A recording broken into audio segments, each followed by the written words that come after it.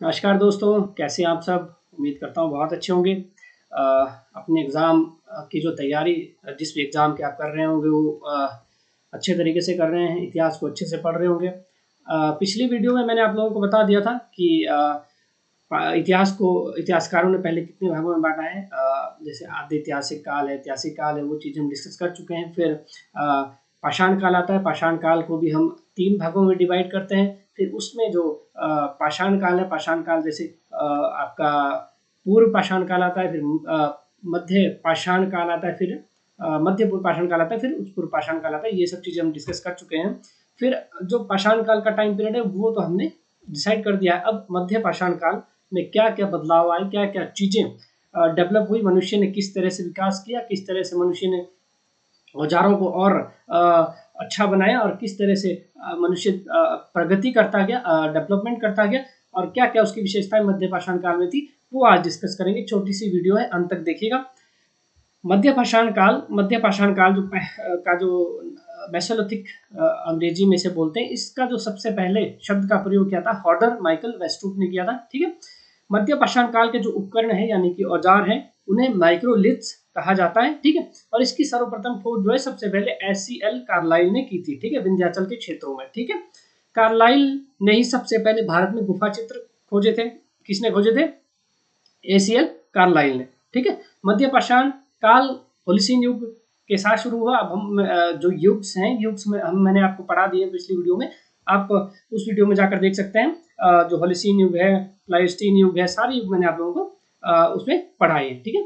सूक्ष्म पाषाण उपकरण यानी कि इस जो युग में है, इस जो टाइम पीरियड में, इस जो काल में है, मध्य पाषाण काल में क्या होता था कि सूक्ष्म पाषाण उपकरण बनने शुरू हो गए थे। मतलब माइक्रोलिथ टूल्स यानी जो बहुत छोटे-छोटे हैं और तेज धार हैं, पैने हैं। ठीक है।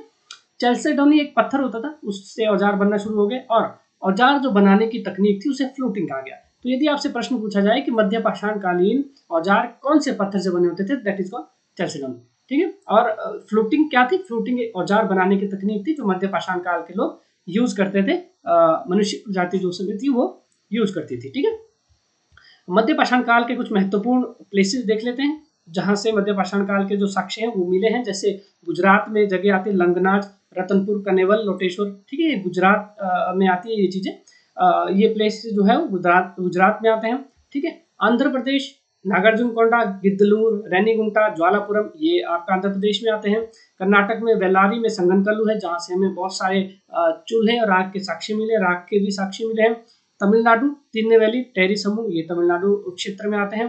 पश्चिम बंगाल बर्दवान में बीरभानपुर, मध्य प्रदेश रायसेन में भीमबेटका, होशंगाबाद में आदमगढ़, बागौर, जिनके बारे में हम डिटेल से आगे पढ़ेंगे। उत्तर प्रदेश में मिर्जापुर, मध्य जो पाषाणकालीन क्षेत्र है। ठीक है। बेलन घाटी में मोहरना पहाड़ एक जगह है, वो भी मध्य पाषाणी कालीन उत्खनन किया हुआ क्षेत्र है।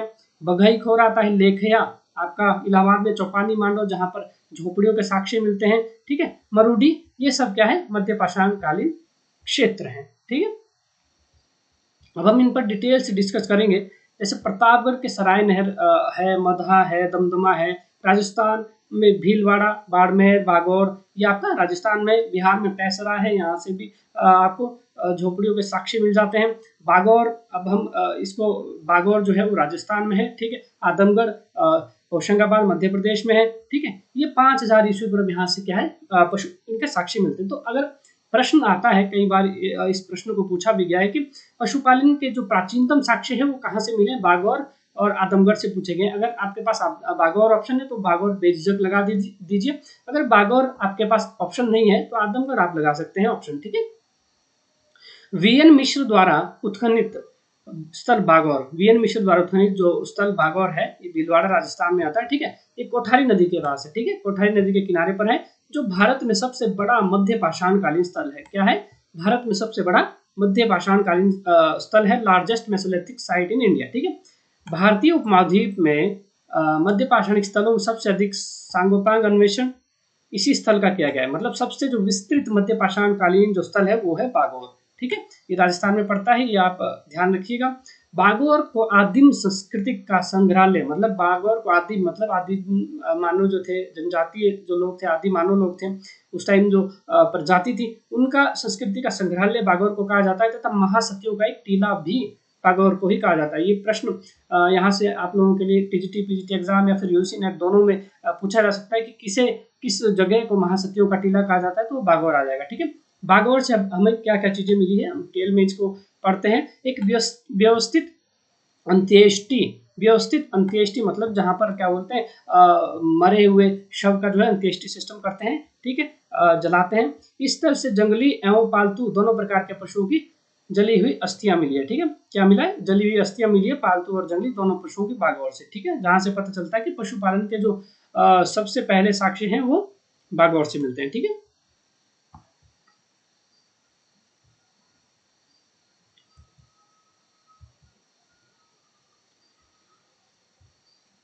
मध्य प्रदेश के रायसेन जिले में ओबेदुल्लागंज स्थित भीमबेटका का उत्खनन वीएस वाकनगर ने किया है। जो भीमबेटका जो प्लेस है, वहां पर जो चित्र मिले हैं, वहाँ भीमबेटका की जो जहाँ जो भी विशेषताएं हो क्या है, मध्य पाषाण कालीन की है। ठीक है, यहाँ की गुफाओं से मध्य पाषाण काल के उपकरणों के साथ ही मानव अंत्येष्टि के सॉरी लघु हाँ मानव क्या बोलते हैं, भीमबेटका से भी आपका मानव अंत्येष्टि के प्रमाण मिलते हैं। मतलब आपका बागौर और आपके भीमबेटका से दोनों जगह से क्या मिलते हैं, मानव अंत्येष्टि के प्रमाण मिलते हैं। ठीक है, मध्य प्रदेश के होशंगाबाद जिले में स्थित आदमगढ़ के शैलाश्रमों से लगभग 25,000 लघु पाषाण उपकरण प्राप्त हुए। कितने हुए, 25,000 लघु पाषाण उपकरण। कहां से, आदमगढ़ से। ठीक है, मध्य प्रदेश के पंचमढ़ी के निकट मध्य पाषाण युग के 2 शैलाश्रम मिले हैं। 2 शैलाश्रम मिले हैं कहां पे, पंचमढ़ी में, जिनका नाम जम्बू द्वीप और भ्रांत नीर डोरोथी द्वीप है। ठीक है, ये इंपॉर्टेंट है, ये प्रश्न आपको यहाँ से देखने को मिल सकता है। उत्तर प्रदेश के मोरहना पहाड़ में चित्रयुक्त शैलाश्रय मिले हैं। इन शैलाश्रयों चित्रों में 2 रथों के चित्र मिले हैं। बहुत इंपॉर्टेंट बात है। ठीक है, उत्तर प्रदेश का जो मोरहना पहाड़ है, वहां पर क्या मिले हैं, 2 रथों के चित्र मिले हैं। ठीक है, इन रथों को तीर कमान और भाले लिए हुए पैदल सैनिकों के समूह से घिरा हुआ दिखाया गया है। मतलब यहाँ पर युद्ध के साक्ष्य मिल सकते हैं, ऐसा भी प्रश्न यहाँ से आ सकता है।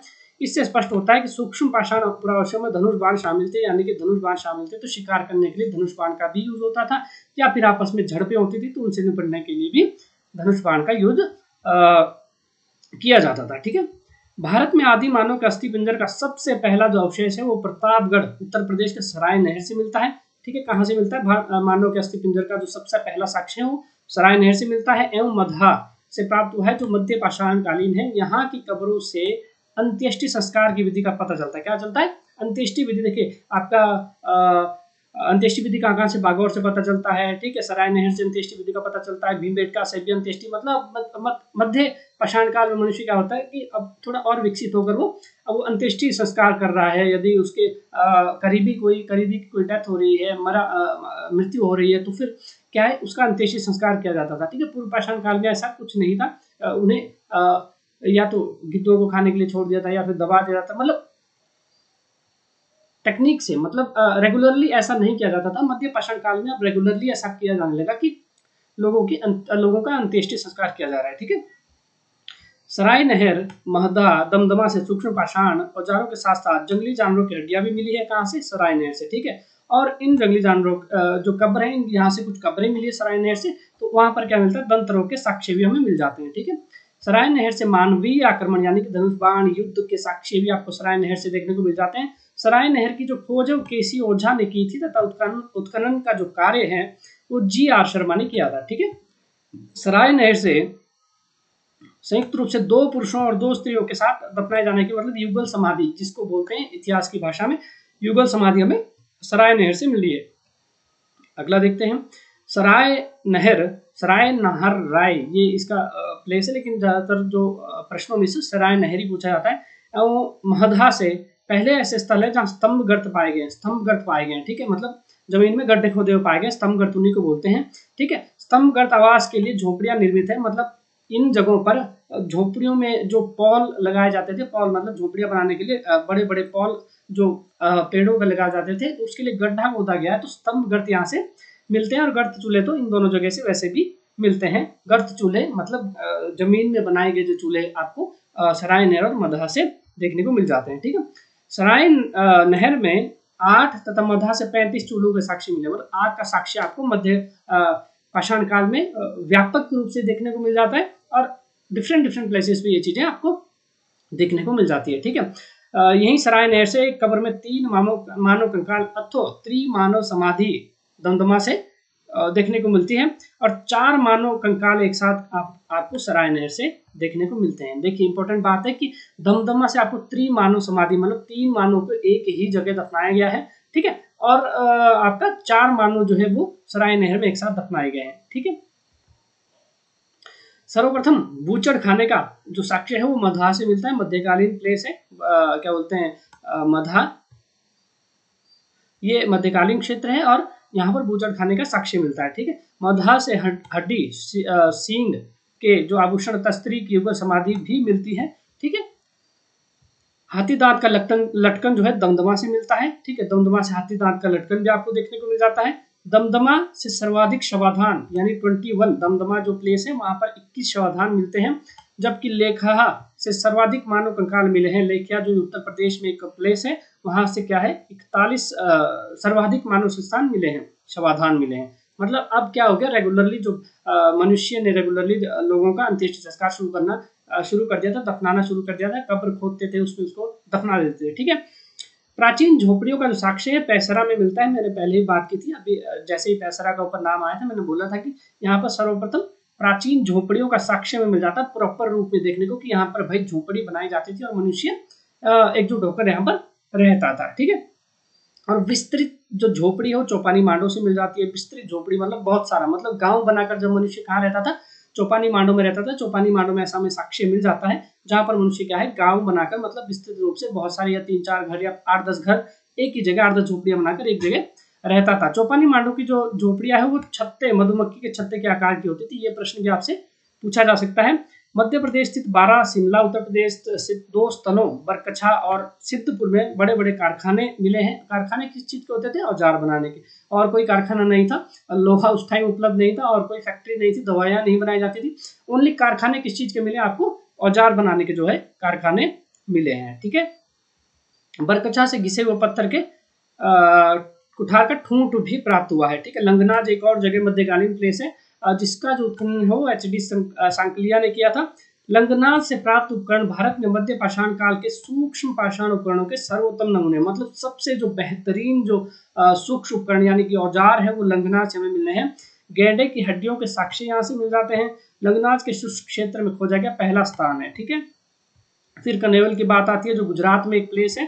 कनेवल से हमें ऊंट, गैंडे, नीलगाय, हिरण, जंगली सुअर की हड्डियां मिलती है। इसका मतलब वो इन पशुओं का शिकार मध्य पाषाण काल के लोग करते थे और अच्छी तरीके से कर पाते। मतलब ऊंट को मार सकते थे, गेंडे को वो मार सकते थे, नीलगाय को भी नीलगाय का शिकार वो करते थे। ठीक है, जंगली सुअर को वो मार लेते थे। इसका मतलब मनुष्य उस टाइम क्या है विकसित हो गया था, औजार उनके इतने तेज हो गए थे, औजार उनके इतने अच्छे हो गए थे कि इतने बड़े बड़े जानवरों का वो शिकार कर लेते थे। ठीक है, कन्योल का उत्खनन भी HD संकालिया ने किया है। और लोटेश्वर एक और जगह गुजरात में आती है जहां पर पशुपालन के साक्ष्य मिले हैं। बागौर से मिल जाते हैं हमें, आदमगढ़ से मिल जाते हैं, फिर गुजरात लोटेश्वर से हमें पशुपालन के साक्ष्य मिल जाते हैं जिसका उत्खनन 1990-91 में हुआ था। ठीक है, फिर तमिलनाडु दक्षिण भारत की बात करते हैं। तमिलनाडु स्थित टेरी समूह या टेरी टेला की खोज जो एक प्लेस है रॉबर्ट ब्रूस ने की थी। टेरी टेला का अर्थ बालू का टीला है। यहाँ से मध्य पाषाण काल के 11 बालू के टीले अर्थात फ्लिंट औचट निर्मित अनेक उपकरण प्राप्त हुए। मतलब बालू के टीले प्राप्त हुए, बड़े बड़े बालू के टीले तमिलनाडु में। अब वो पता नहीं बालू क्यों इकट्ठा करते थे, किस तरह से इसका प्रयोग करते थे, लेकिन जो बालू के जो टीले हैं 11 वो आपके टेरी समूह टेरी टेला से प्राप्त हुए हैं। ठीक है, कर्नाटक में बंगलौर के निकट जल्लाहली एक प्लेस है के आसपास प्रस्तर के औजार उद्योगों की एक नवीन विशेषता जो रोमन लिपि के D अक्षर के आकार के तिरछे तीर फलकों का उत्पादन यहाँ से होता था। कर्नाटक के एक जल्लाहली जगह है, रिसेंटली इसको खोजा गया है। तो यहाँ पर क्या है D आकार के शेप के तीर बनाए जाते थे, ये यहाँ पर जानकारी दी गई है। ठीक है, पश्चिम बंगाल स्थित बीरभानपुर एक प्लेसेस है मध्य पाषाण काल का। ठीक है, बीरभानपुर का उत्खनन बीबी लाल ने किया था।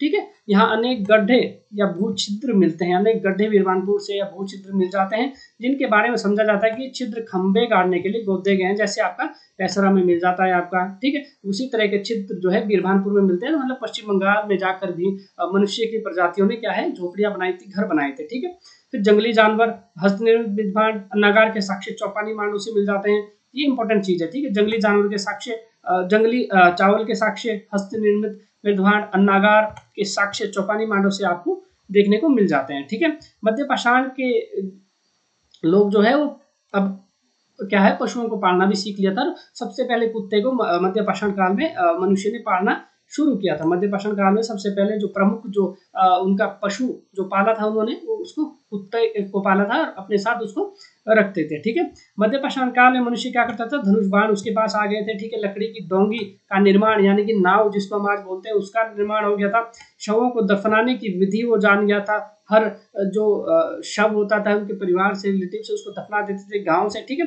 दफनाने की प्रथा शुरू कर दी थी। पहले तो ऐसे ही छोड़ देते थे, कईयों को जला देते थे, कईयों को दफना देते थे, मतलब रेगुलर कोई सिस्टम नहीं था। मध्य पाषाण काल में क्या है कि रेगुलर सिस्टम आ गया। एक संस्कृति का विकास हम यहाँ पर देखने को मिल जाता है कि संस्कृति किस तरह से डेवलप हुई है, किस तरह से ये संस्कृति आई है। अंत्येष्टि संस्कार का जो कॉन्सेप्ट है वो कहाँ से आया, ये मध्य पाषाण काल से आता है, जब उन्होंने रेगुलरली अंतिम संस्कार की विधि को अपनाना शुरू किया था। मतलब ये संस्कृति अब धीरे धीरे डेवलप हो रही है। अब जो रूल्स एंड रेगुलेशन जो है वो डेवलप हो रहे हैं। मध्य पाषाण काल से मनुष्य क्या है, अब संस्कृति की ओर आगे बढ़ रहा है, संस्कृति डेवलप हो रही है, ठीक है। भीमबेटका, आदमगढ़, प्रतापगढ़, ठीक है, मिर्जापुर जैसे मध्य पाषाण कालीन स्थल अपनी समृद्ध चित्रकला के लिए प्रसिद्ध है। यहाँ से क्या, भीमबेटका से, आदमगढ़ से, प्रतापगढ़ और मिर्जापुर जैसे जगहों से आपको क्या मिल जाता है, आपको मिल जाता है चित्रकला के साक्ष्य मिल जाते हैं। एल्चिन, इसे चित्रकारी, एल्चिन कोई पर्सन है, इसने इसे चित्रकारी की अपेक्षा कार्बन वर्तिका से बनाया गया है। रेखांकन कहता है ये एल्चिन है कोई व्यक्ति जो चित्रकारी का जानकार है, वो इसे ये बताता है कि इसको क्या है, कार्बन वर्तिका से बनाया गया है, ठीक है। सभी जगहों पर जहां जहां चित्रकारी हुई है, जैसे भीमबेटका है, आदमगढ़ है, प्रतापगढ़ है, मिर्जापुर है, ठीक है, वहां पर सबसे ज्यादा क्या है, किस चीज के चित्र आपको देखते हैं, पशु के मिलते हैं, क्योंकि उस समय पशु ही था। आदमी, इंसानों के चित्र बनाना आदमी उस टाइम में एक दूसरे के चित्र नहीं बनाता था। जैसे उनको कोई पशु दिख रहा है, हिरन दिख रहा है, गेंडा दिख रहा है, तो उसके चित्र जो है वो उकेर देता था पत्थरों पे, ठीक है, पत्थरों से उकेर देता था, ठीक है। वो चित्र जो है देखने को मिल जाते हैं। जैसे आदमगढ़ में गेंडे के शिकार का चित्र का प्रमुख दृश्य। अब देखिए आदमगढ़ में क्या है कि गेंडे का शिकार कोई कर रहा है और कोई पेंटर वहां पर जो एक्सपर्ट है वो पेंटिंग बना रहा है कि देखो भैया गेंडे का शिकार हो रहा है। तो मतलब अब मनुष्य क्या है, पेंटिंग करना सीख गया है, धीरे धीरे डेवलप हो रहा है, ठीक है, पेंटिंग कर रहा है, चित्र बना रहा है, ठीक है, संस्कृति का विकास हो रहा है, ठीक है, अंत्येष्टि संस्कार कर रहा है, धनुष बाण बना लिए हैं। अब भोजन को वो क्या बोलते हैं, रखना शुरू कर रहा है, मतलब स्टोर करना शुरू कर रहा है, ठीक है, जिसको संग्रहण क्रिया बोलते हैं, ठीक है। अग्नि का प्रयोग मध्य पाषाण के अंतिम चरण में हो गया था, ठीक है, हो गया था, क्योंकि आपको पैसरा से मिल जाता है, आदमगढ़ से आपको मिल जाता है, चौपानी मांडो से आपको चूल्हे के साक्ष्य मिल जाते हैं। तो क्या यहाँ पर आइडिया हम लगा सकते हैं, क्या अंदाजा लगा सकते हैं कि आग का जो अन्वेषण है, आग की जो खोज है, वो मध्य पाषाण काल में लगभग हो गई थी अंतिम समय पर जाकर, ठीक है, जब आपका नवपाषाण काल शुरू होता है। लेकिन व्यापक रूप से जो आग का यूज है, व्यापक रूप से जो आग का प्रयोग है, नवपाषाण काल में हुआ था, ठीक है। अग्नि की जानकारी मनुष्य को जो है निम्न पाषाण काल से हो गई थी, लेकिन उसको वो यूज नहीं करता था, प्रयोग में नहीं लाता था, जानकारी उसे हो गई थी, ठीक है। आंध्र प्रदेश के ज्वालापुरम से दक्षिण एशिया की प्राचीनतम लघु पाषाण औजार फैक्ट्री मिली है हमें। ये अंतिम फैक्ट आप लोगों के सामने था। तो मध्य पाषाण काल का जो टाइम समय है वो यहीं पर समाप्त होता है। मध्य पाषाण काल में जो मुख्य बातें थी वो मैंने आप लोगों को बता दी है। ये इंपॉर्टेंट फैक्ट्स आप यदि पढ़ेंगे याद करेंगे तो कहीं ना कहीं किसी भी एग्जाम में आपके ये इंपॉर्टेंट रहने वाले हैं। वो चाहे यूजीसी नेट का एग्जाम हो या स्टेट पीसीएस का कोई भी एग्जाम हो, पीजीटी के पेपर आप दे रहे हैं या एचपीटीजीटी का पेपर आप दे रहे हैं, तो ये जो इंपॉर्टेंट जो टर्म्स है, इंपॉर्टेंट जो टर्मिनोलॉजी है, ये जो इंपॉर्टेंट फैक्ट्स है, क्योंकि टीजीटी और पीजीटी के जो एग्जाम्स हैं वहां पर क्या है, इंपॉर्टेंट फैक्ट पूछे जाएंगे, आपको थियोरेटिकली प्रश्न नहीं पूछा जाएगा। हाँ, यूजीसी नेट के एग्जाम में थोड़ा डीपली प्रश्न पूछा जा सकता है, कथन कारण में प्रश्न आ सकते हैं, लेकिन टीजीटी और पीजीटी के जो एग्जाम्स होते हैं उसमें क्या है, आपको डायरेक्टली प्रश्न पूछा जाएगा। हिस्ट्री का भी डायरेक्ट पूछा जाएगा, सीधा प्रश्न पूछा जाएगा, आपसे पूछा जाएगा मध्य पाषाण काल को माइक्रोलिथ कहा जाता है, नहीं कहा जाता है, ठीक है, कौन कौन से औजार यूज कर सकते हैं, किस पत्थर से औजार बनाया जाता है, तो डायरेक्टली क्वेश्चन पूछा जाता है, ज्यादा दिमाग लगाने की जरूरत नहीं है। यदि आप रेगुलरली मेरे साथ बने रहेंगे तो आपको बहुत बेनिफिट होने वाला है, इसलिए लाइक कीजिए, सब्सक्राइब कीजिए और अपने दोस्तों तक इसको शेयर कीजिए। मिलते हैं अगली वीडियो में। अगली वीडियो आएगी नवपाषाण काल की, छोटी छोटी वीडियोस बनाएंगे ताकि आप लोगों को बेनिफिट मिल सके। धन्यवाद, जय हिंद।